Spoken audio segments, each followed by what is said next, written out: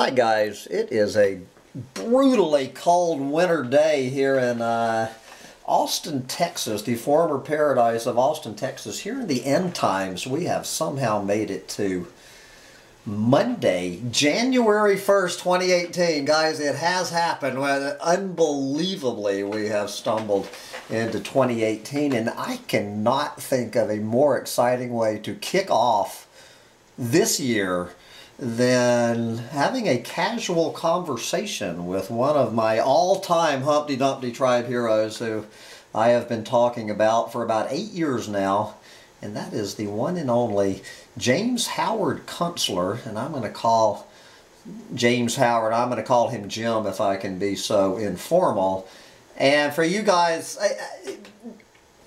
Jim does not need a lot of introduction here on Humpty Dumpty Tribe. If you do not know who James Howard Kunstler is, you have got to go check out his Clusterfuck Nation blog. And we're going to dive in to the clusterfuck. So, James Howard, Jim Kunstler, would you please say hello to Humpty Dumpty Tribe? And yo, Hump, what up? There you go. That's my question to you here on 2018. Yeah. What's up on January 1st, 2018 on the brain of James Howard Kunstler?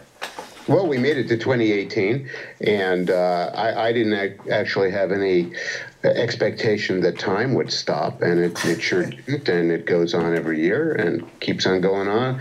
Actually, whether we're here or not, or whether we care or not, time marches on. But events are another matter. Yes, events are another matter. So, before we get into my usual basic framework of are we fucked and what are we going to do about it if we are clusterfucked, we're going to spend a couple of minutes, and I'm going to put the link to your new blog entry with your own in-depth predictions for 2018.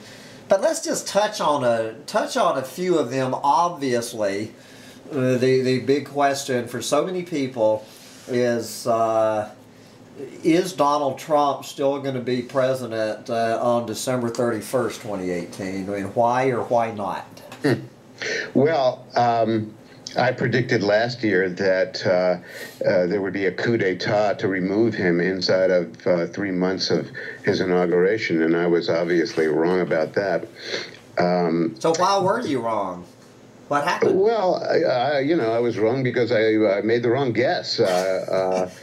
I can't really give you a better answer. But, what happened was I thought that there would be kind of more distance between him and the military bureaucracy. But insofar as he considers the generals in the Pentagon to be his generals, he's sort of like one of those turn-of-the-century British kids in the nursery with all of his tin soldiers, And but his generals have kind of ring-fenced him off and formed a kind of protective guard around him to really, I think, to sort of protect the American public from anything that he might do that might be rash. So I don't know if he's going to be removed or not. I think there'll be an attempt to remove him. My guess is that I have felt all along that the Russia hacked our election story was pretty thin stuff, and there's very little evidence, even after a year, that there's anything substantial there. It seems to me that Special Prosecutor Mueller is going to want to indict somebody for something. And they may come up with some Mickey Mouse charges, and I think that Trump will fire him. And when Trump fires him, we'll be in kind of a constitutional crisis. And, we'll see how far that gets. I don't think they're going to get to remove him, but his adversaries could create a situation where, once again, the American political system is preoccupied with, some kind of a silly exercise and not paying attention to any of the real problems that are out there. So I don't know. I mean, it's kind of an academic guess about what's going to happen with him. Look, I didn't vote for the guy. I didn't vote for his opponent either. I find him to be pretty unappealing a character. I do admire his fortitude in standing up to some elements of what they call the deep state. You do have to admire that about the man, yes. Yeah, I mean, he does seem to have some fortitude, and even if he's, kind of a lumbering lunkhead about it, it's hard not to feel that some of the hijinks that went on in the FBI over the past 18 months, around these various investigations, don't look very good, with the FBI agents seeming to be obviously very strongly biased against him and actually working pretty actively to make him look bad. And that seems to be pretty unappetizing. I haven't understood all along how Robert Mueller could really be in the position he's in insofar as he was Jim Comey's mentor and very close friend for many years, through the Justice Department and the FBI. So I don't get that whole thing about why he's in that position, but it's all very curious. There seems to be much more reason to think that Hillary Clinton's campaign and the Democratic Party ought to be investigated for criminal misbehavior, even up to including colluding with the Russians over some things. Well, I just feel like the Russians, I do not talk about this, because it's such bullshit. I don't even talk about it on this. There's so much other stuff to talk about other than the smoke screen. I made my own. I made my own prediction. I think you're right that to a certain degree it has operated as a really unhelpful smokescreen in front of all the other problems that we face that are really much more serious. Yeah, and so that's what I talk about the other problems. Now, my predictions yesterday, for what they're worth, for what this Turnip Seeds predictions are worth, I am saying, I call the stock market Donald Trump's bulletproof vest. And I'm saying as long as this stock market, and you understand a lot more about this than I ever will, as long as this stock market, for whatever reason, is going up, up, up, all of this other stuff against Trump is just going to keep bouncing off. And as soon as that stock market turns around, at that point he might be in trouble. But do you agree with that statement, number one? And number two, where do you see the stock market going this year? Is it going to keep going up? Yeah, I do pretty much agree that he's sort of taken ownership of the zooming stock market that went up 5,000 points last year with 71 new record highs and 12 full months, 12 full winning months with no losing months. In fact, it was, I think, 14 winning months in a row, if you go back a little bit to 2016.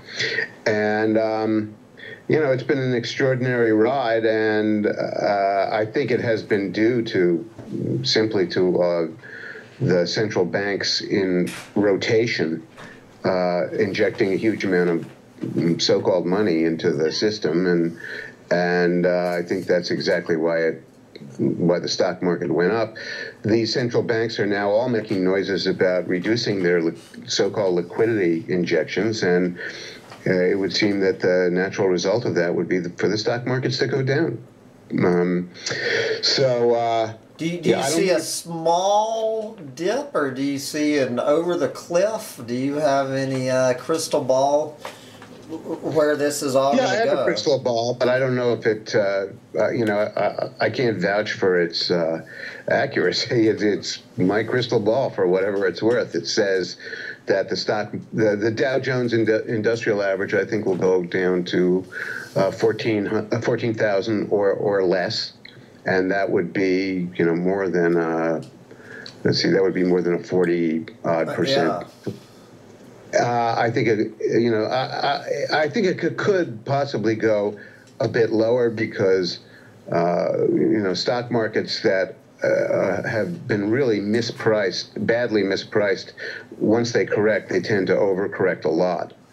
The stock market from 1929, I think, to 33, ended up eventually going down 80%, I believe. So, something like that could happen again, and probably needs to happen because it's a really dangerous thing when, in essence, markets do not perform their main function of price discovery. And price discovery means that these markets are instruments that interpret signals that tell us what the value of things are, including the value of money. Not just the value of companies and stocks, bonds, but the value of money itself. And when you misprice the value of money, it kind of thunders through your whole economic system. And that's what we've done. And so we've produced a lot of perversions and distortions of economy all around us.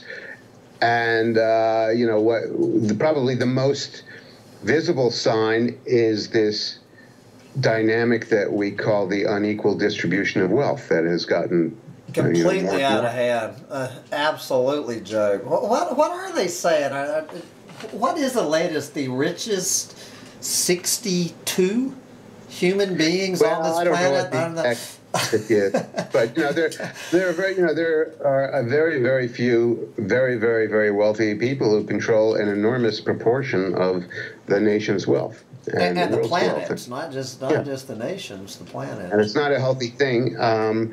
What is liable to happen is that a lot of those people are going to lose their wealth, and a lot of the people who don't have it are already pretty tapped out anyway.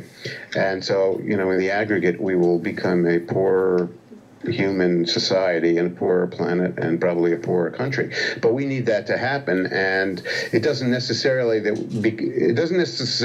that we become a miserable nation, although I think the chances for a lot of acting out of bad feeling is definitely there. But we need to get leaner. Just as a general proposition, we need to downsize all of our shit, and we need to make our governance of ourselves more local and control more of the decisions that we make, especially decisions in commerce and trade. And it'll take some kind of a wrenching event to get us to start doing that. And what wrenching event would that be? Economic, ecological, a little bit of both? No, I think that I was very clear in my thing this morning, in my forecast, that because of the nature of finance and banking, banking and finance is one of the complex systems that we depend on to run everyday life in this country. And the other systems are pretty self-evident. They include education and medicine and commerce and transportation and energy, etc. But finance is sort of like the lifeblood of all these systems. And without finance operating properly, a lot of these other systems can't operate. And because finance tends to be the most abstract system, a system that is so very largely based on faith in the transactions themselves.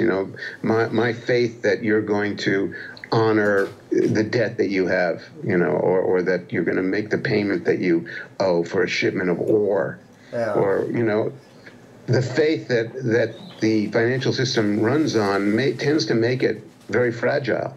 I've always said faith lost.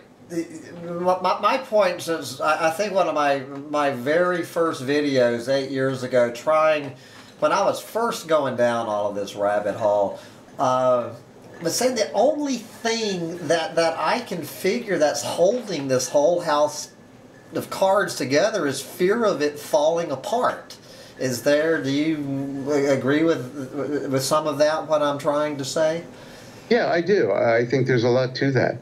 And I think that's a lot of what motivates, for example, the Federal Reserve's behavior, which is mostly just sort of talking bullshit and not necessarily doing much in the way of acting, but just talking about acting in a way that they hope will influence investment decisions and banking decisions, and they've been pretty successful, I think, at bamboozling the system and the public, and but I think they're losing their ability to do that. They're losing their credibility, their authority, and their legitimacy, and when there is finally a correction in the equity markets and the bond markets, and there has to be one because the pricing is just so out of whack with reality. Yeah. When that happens, their credibility may be completely gone, and I'm not sure what use they will be or what use the Federal Reserve is going to be. And the financial reset that is implied by this situation, could end up being a fairly traumatic, wrenching transition to a new way of running things that isn't going to resemble the present way that much.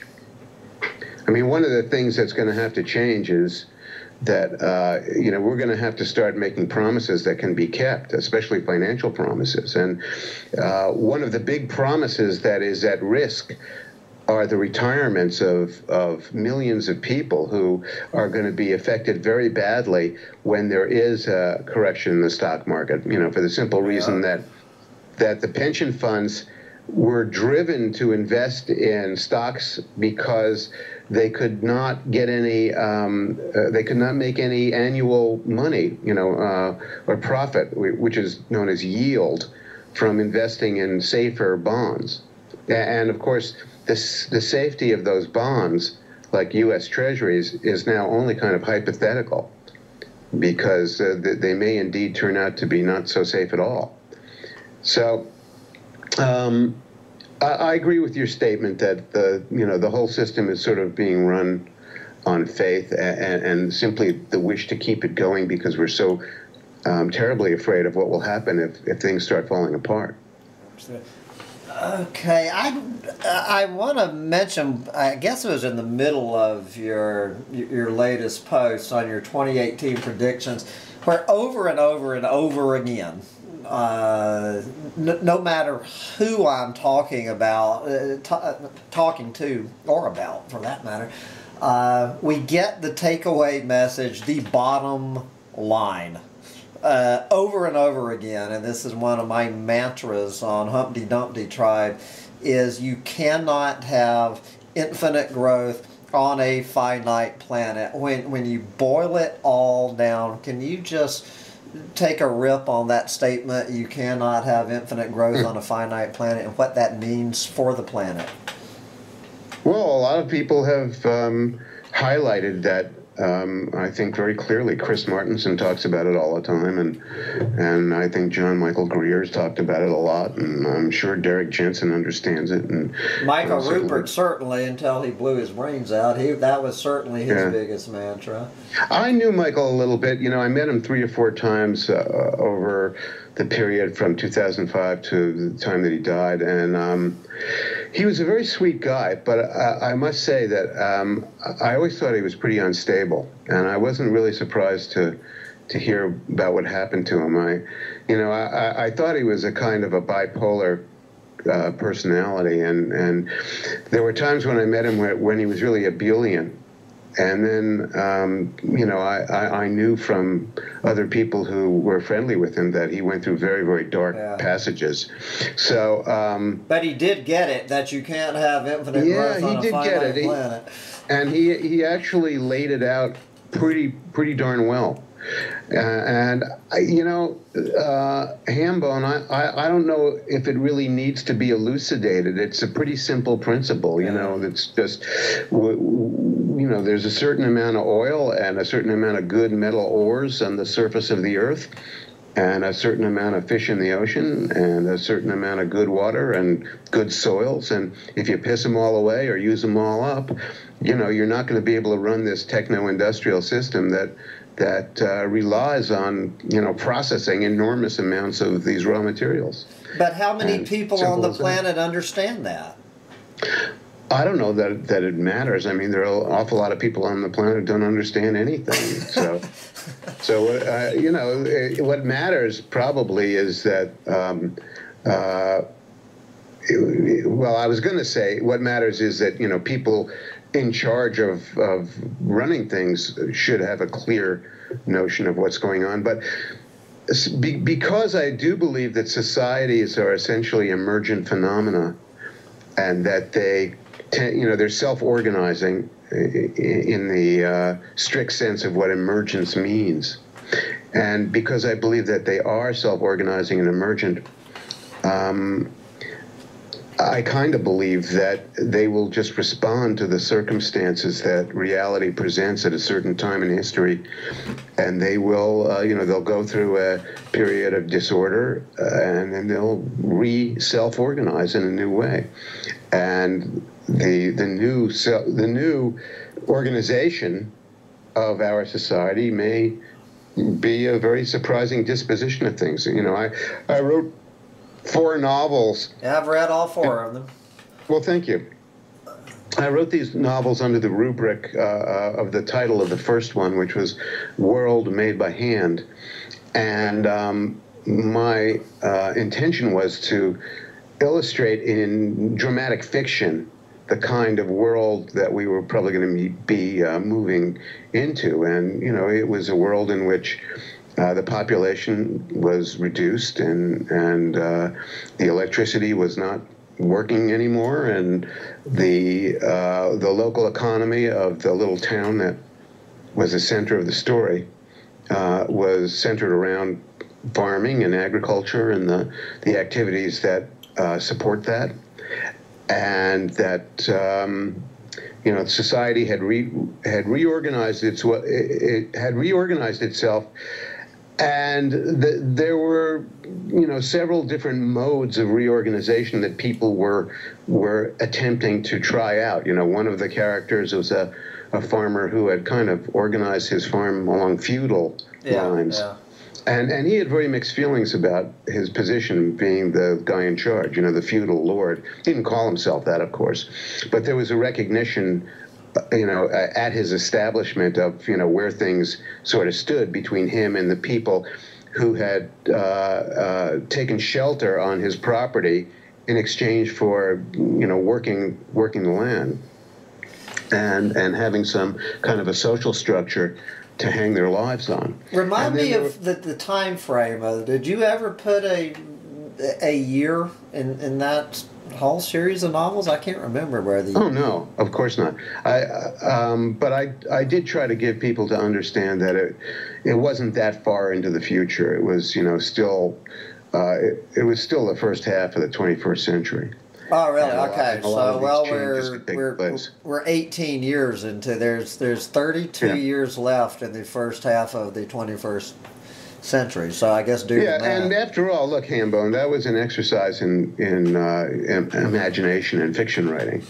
The reason I did it was to try to get across to people what this world would be like in an emotional and kind of a way that appealed to their senses, so they could feel and taste what it would be like to live in that world where there were no more engine noises around you all the time, and things looked different, and the pavements of the roads were in poor repair and were never going to get fixed again, and people had a different diet and were going about their daily lives in a way that's different from the way we do it. And I just tried to make that a kind of an experience of the senses, and so it is fairly appealing to me and some folks. Now, what I don't think you have written a Margaret Atwoodish novel in that time frame between today and your vision. What is it going to look like? There's got to be something that's going to happen between January 1st, 2018 and your novels. What does that vision look like? Well, it's pretty simple. I think that we're in for a certain amount of disorder, because as large institutions and ways of organizing daily life stop working, things kind of fall apart, and you're in a state of disorder and flux, and somewhat of a state of chaos, and that's just how things work with complex systems. Complex systems, tend to, avalanches and earthquakes and things that are destabilized quickly tend to go through a period of rather violent disorder, and then they stop, and they come to a rest, and then they start reorganizing themselves. So I do think that we're in for a period of pretty violent political and social disorder, and you can begin to see the shape of it right now in what's going on in American society. I've been around quite a while now, and I've never lived through a period where feelings alone were so violent about the other people in our society. Tempers are flaring here in 2018 for sure. I want to now on my channel. I focus more on what I call the deep end of the doomsday prophecy pool, and I've always put you as someone, and don't take this wrong. This is just the way I divide it. I say that Kunstler mostly swims around in what I call the shallow end of the doomsday prophecy pool. Which is a very important place to swim around in, and that's more the economic, financial, and all that end. We are more looking at the environmental, ecological wheel that's turning alongside or inside or all mixed up with all of the economic, financial. And I notice you don't. Now, you mentioned population overshoot and the specter of climate change and whatnot, but I don't think of you as someone who spends a lot of his time and energy on the environmental, ecological collapse unfolding on this planet. Am I not understanding you, or would you like to give you a brief opinion on your ideas about that end of the prophecy pool? No, I think you understand where I'm coming from. I'm not a science guy, particularly, and I don't think that's my strong point. And I'm quite aware of the environmental problems we're facing. I think they're going to be significant. I don't think that it's going to be the end of the human project, the way some other people do. Guy McPherson and Derek Jensen. I'm just simply not that dark. I think that we are resilient enough so that we're going to bounce back. We're just going to bounce back at a lower level of activity.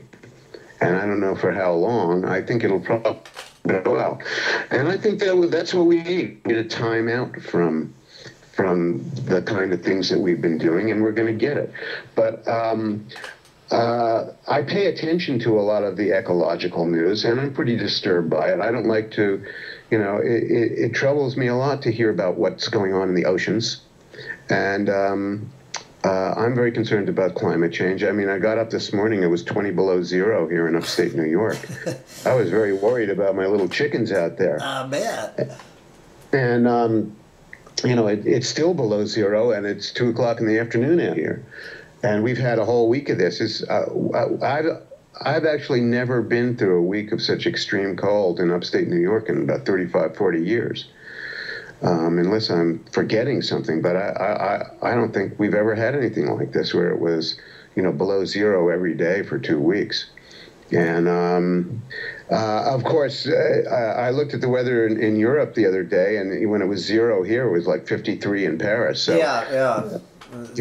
Obviously there's a kind of a sine-cosine waveform for the jet stream, and when the jet stream dips very low over North America, it tends to maybe be a bit higher in Northern Europe. So it doesn't necessarily mean that we're heading into a new ice age. There are people out there who think that just because it's 20 below zero in upstate New York, that must mean that we're heading into a new ice age, and I don't necessarily believe that. I believe that there are a lot of disturbances out there, and it's kind of frightening, but they're all of a piece with the other activities that I try to write about. So, it's all part of the story.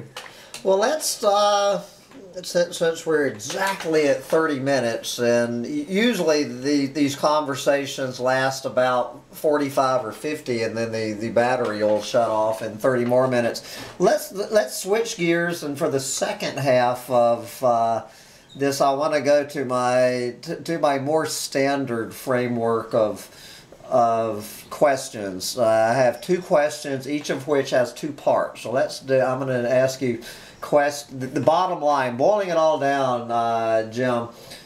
Parts 1A and part 1B, are we fucked? And if so, how fucked are we on January 1st, 2018? How would you answer that question? Well, I don't actually even think of it in terms of fuckage. I think that we face a certain array of pretty severe problems, and you can state with some precision what they are. What we don't know is how they're going to interact with each other to produce to amplify and ramify each other. Yeah. For example, we know that we have problems with our energy supply, and the basic problem, as peak oil, so-called peak oil, has played out, the basic problem is not that we've run out of oil. It's just that we can't really. The oil production process doesn't really pencil out anymore. We can't really afford the oil that's there. Because of the energy return on investment and factors that are related to that. So we know that that's a problem. What we don't know is, when that's going to start showing up in the trucking system, and how that's going to affect all of our commercial activities, and how it's going to affect the very long-distance supply lines that we depend on, for getting all of our household stuff from China, and how that, how the oil supply problem and the oil price problem is going to affect our trade relations with the people who send us all this stuff, because,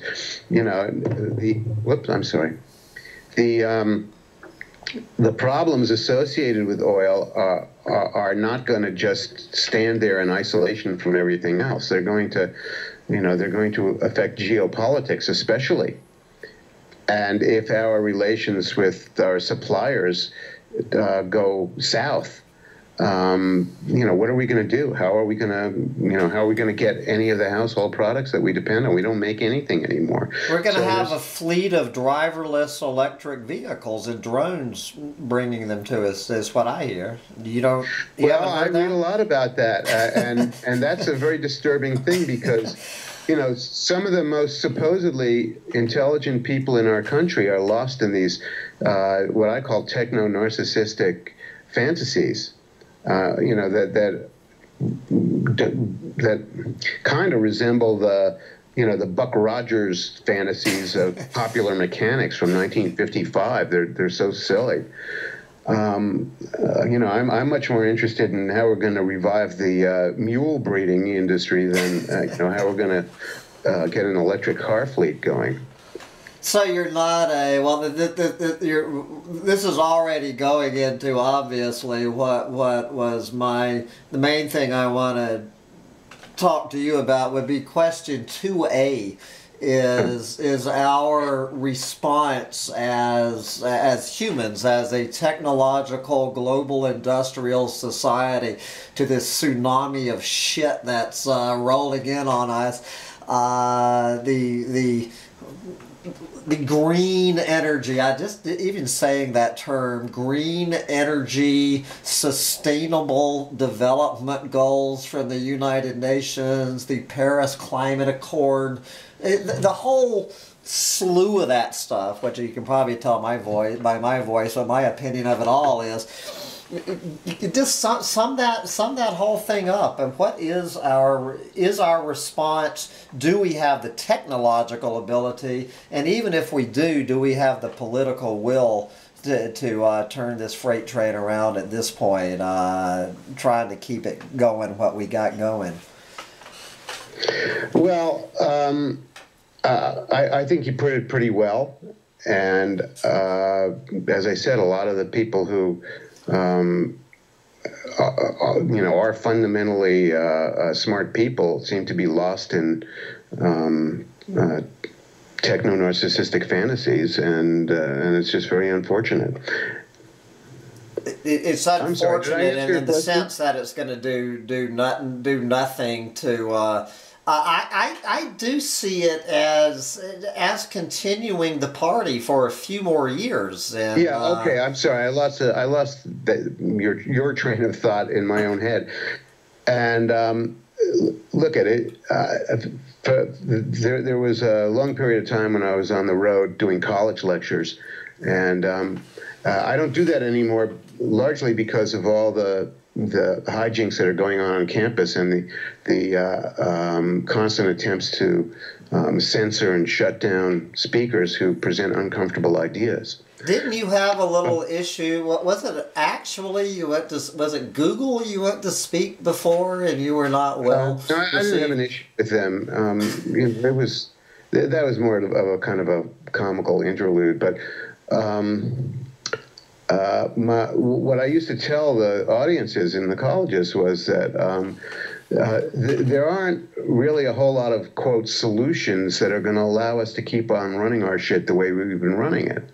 But there are a lot of intelligent responses to the problems that we face. Give me some. Let's hear a few of them. Well, I'm not hearing any. Let's hear some from you, Jim.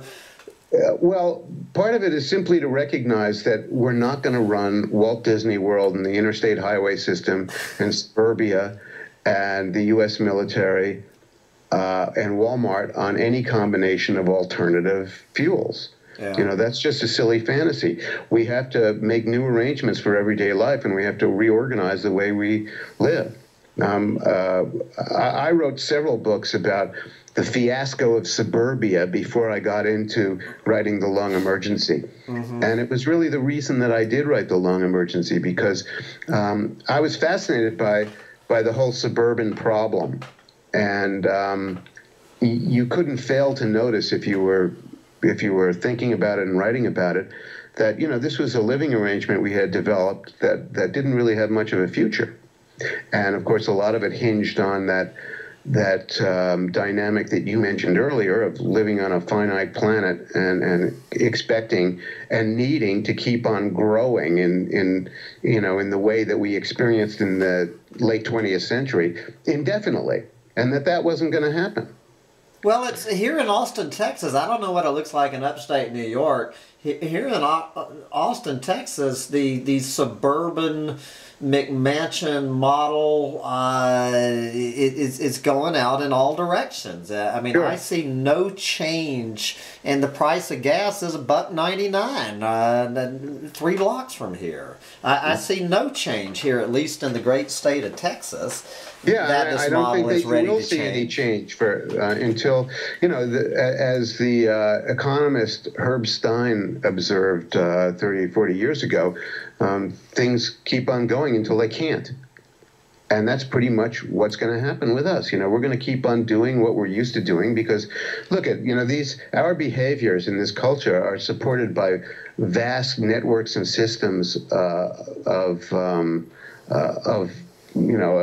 associated activities that all are interdependent, and we've got them ramped up, and they're all kind of whirling away together. And when the time comes that one or two of them don't work too well anymore, and it starts to ramify and affect all the others, then we'll make other arrangements. But my latest theory of history, which I developed after writing The Long Emergency and its sort of sequel, Too Much Magic, was that things happen because they seem like a good idea at the time. And, it seemed like a good idea at the time to suburbanize America, and we did it. And now here we are, 80, 100 years later, and it doesn't seem like such a good idea anymore. And, you look around Austin or Dallas or Minneapolis or Orlando or Atlanta or any of the, the modern metroplexes of the flyover states. And, you see an embedded system that just has no future. And yet the folks who are living in it feel just okay about it, and it's just tragic and unfortunate. But it's not going to work after a while, and then we're gonna have some serious problems. We're also going to have serious problems with the cities because they're not going to be able to continue running the way they're running at the scale that they're running. So it's not like everybody from the suburbs is going to move into the center of Dallas or Manhattan or this downtown Minneapolis. Those places are going to have to get smaller too. Everything's going to have to get smaller. And so it's going to present quite a dynamic process of getting used to new arrangements, and probably a lot of people are gonna fail or not do too well or fall by the wayside as that occurs. Are you willing at this? Well, we kind of batted around. People are always trying to put me in this trap, and so I'm doing the same thing to you. Are you going to put a year on this and get yourself in trouble when that year comes and goes and it hadn't happened? Well, I called my 2005 book The Long Emergency for a reason. I thought it would go on for quite a while. I thought there would be quite kind of a hangover once we first encountered the recognition that we had problems. I figured that we'd sort of flounder along for quite a while before we entered a real state of disorder and collapse, and that's sort of what's happened. And I think the most surprising thing probably to many of us is that we've managed to maintain the veneer of the appearance of normality, but there are so many people out there who are having a hard time paying the light bill or getting by or finding a way to get a paycheck, or staying out of terrible financial distress and not being able to pay their debts and their bills. There's so many people who are suffering in that way out there in America that it's really quite extraordinary that it's not reflected in, for example, in the press, on CNN or the New York Times. But they're kind of invested in, I suppose, in putting out the story that everything's kind of normal and okay. So there are lots of ways for societies to kind of fool themselves and keep on stumbling along. I don't think a lot of it is really due to malice. I tend to be kind of allergic to conspiracy theories.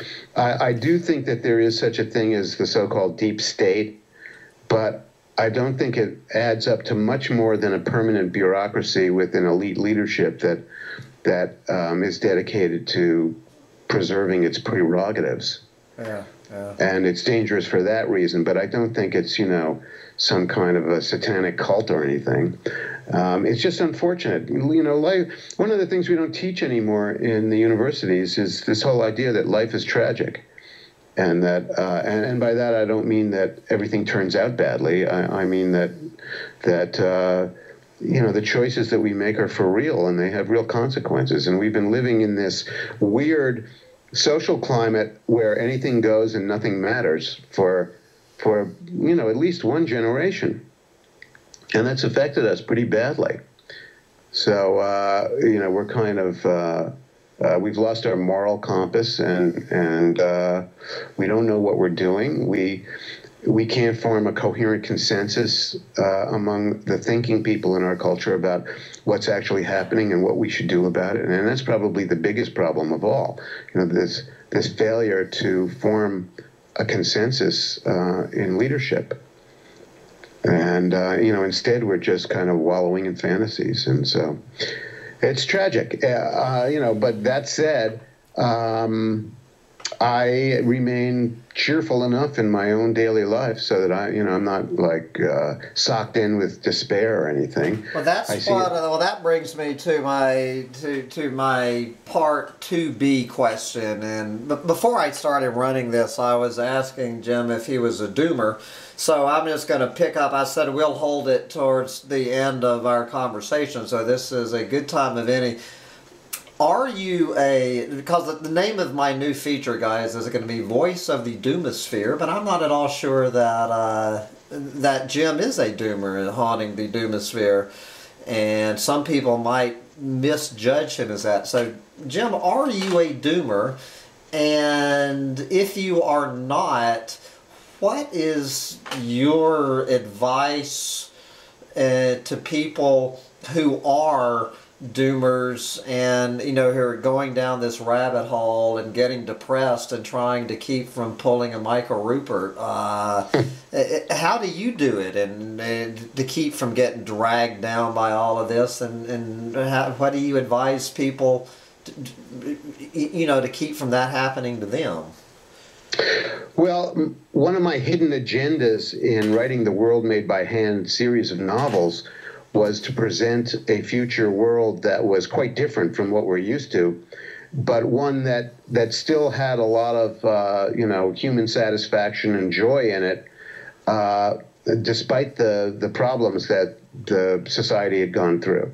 So that in those books, people are eating better food that in some ways than they did when they were living on pepperoni sticks and Pepsi-Cola. They're living in a world where their experience is far more direct and not mediated by electronic devices. They're working at real, purposeful, meaningful activities with people they know, their neighbors and their family, doing things that matter. They're making music with their friends and neighbors, they're still subject to the same kinds of human emotions and joys and sorrows that people always have been. I'm not sure that this super duper iPhone society of ours with Twitter and Facebook and Tesla cars is necessarily making people very happy. And I think maybe if we go through the kind of social and economic reset that I'm proposing, that people may actually find a lot more true happiness. So I think that set of expectations is at the bottom of my ability to feel pretty okay about what I do and how I'm getting through, getting on with my daily life. I've made certain changes in my life over the last 10 years that, are, I think, helpful. I moved to a very interesting property, literally on the edge of a small town here in the upper Hudson Valley, and I can walk to Main Street in 10 minutes, and yet I can have a large garden, and I've got a woodlot and chickens and an orchard. Did you grow the peaches we're looking at? Yeah, I did. So peaches grow in upstate New York. I didn't realize. I think I see a peek of your garden in the back of this. Is that your garden back there? It looks like some peas or beans, maybe. Yeah, it could be. Yeah, my garden would be off to the left there. Yeah. And it's a large garden, and I'm very involved in it. I get a lot of pleasure out of it, and it makes me feel a little more secure. I don't know that we're going to be living in some kind of a, savage kind of Hobbesian situation. I do think that there will probably be a lot of desperate people around, but I don't, some of the scenarios that people have for this kind of thing, I don't necessarily agree with. For example, I live 200 miles from New York City. Is that far enough for you? And about 200 miles from Boston. Well, a lot of people express to me this fear that, the starving, marauding hordes are going to come pouring out of the Bronx and come up here and kick our ass and steal all our stuff, What's your response to them? That sounds like a perfectly legitimate concern to me. Well, I can understand why people think that, but my own thought is that I'm not sure that they really would get that far. I think the first time it rains, a week after it rains for the first time, half of those people are dead. Yeah. And it's really hard to live, as a refugee, especially in this climate. You don't just walk out of New York City and with a machete and take over the world. So I'm not that worried about some of these scenarios that I hear. So I get a certain amount of satisfaction from living in a fairly isolated part of the East Coast. And I do think that we at least do have traditions of civil society here that are liable to persist. We have certain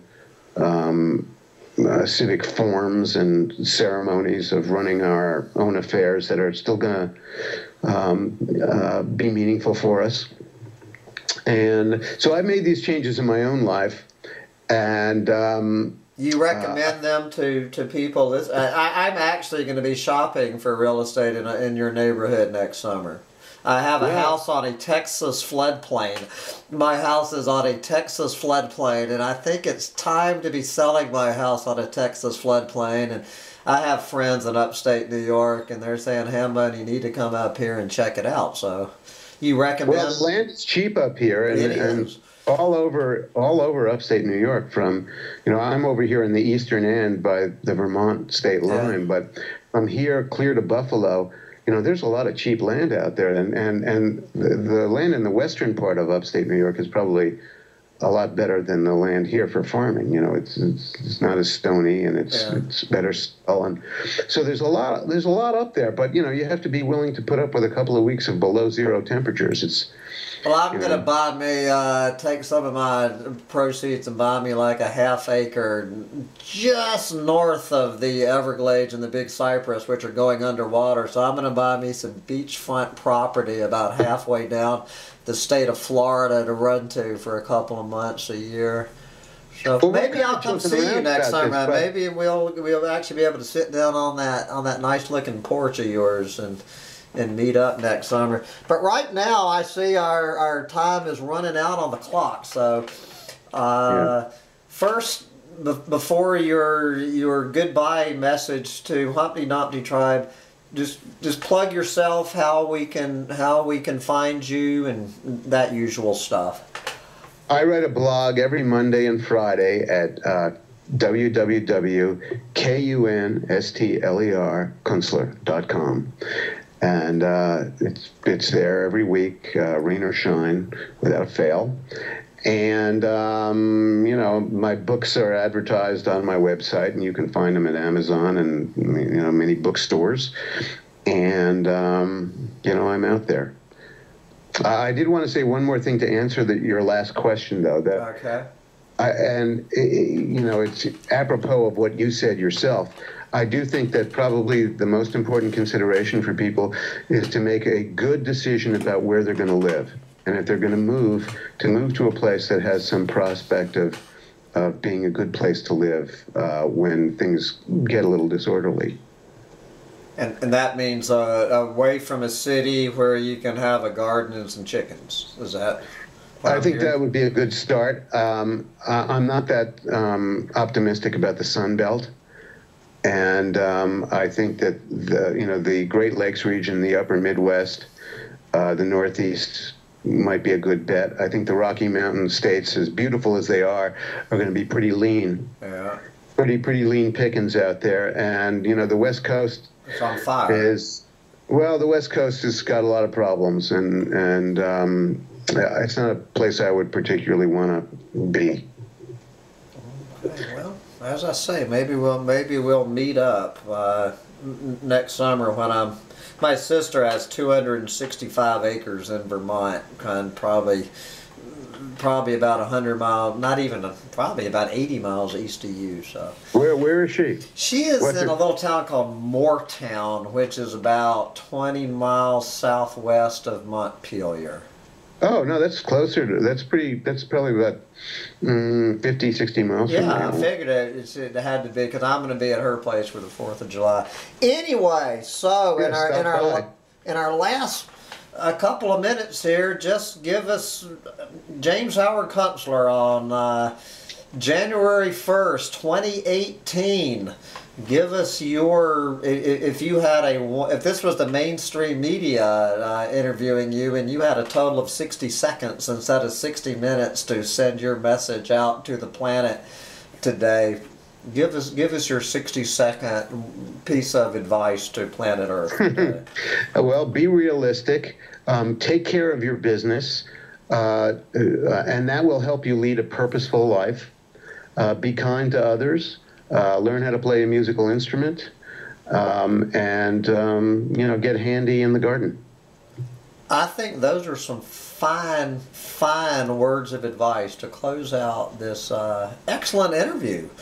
To start off my year, if every day can be this good, despite the fact that it's 26 degrees with a 20-mile-an-hour north wind blowing in Austin, Texas, maybe 2018 won't be so bad.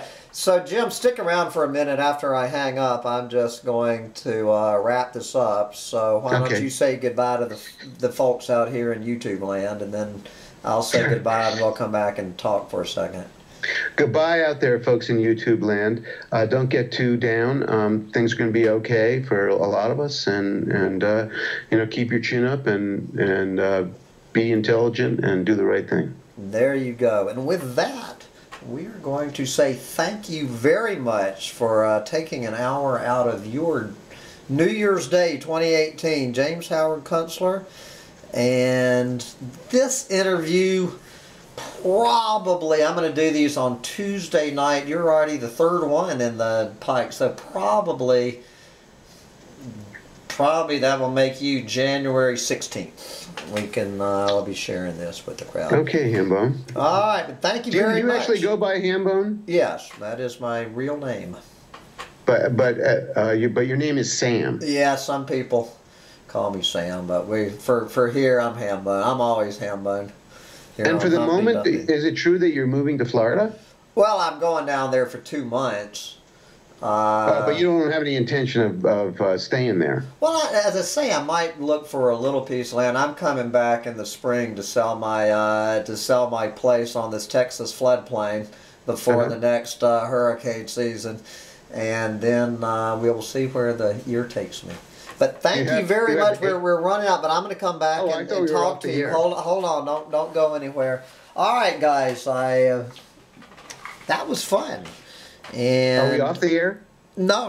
Let me sign out, saying, guys, get out there and enjoy it while you still can. And that's my advice here in the end times. Bye, guys.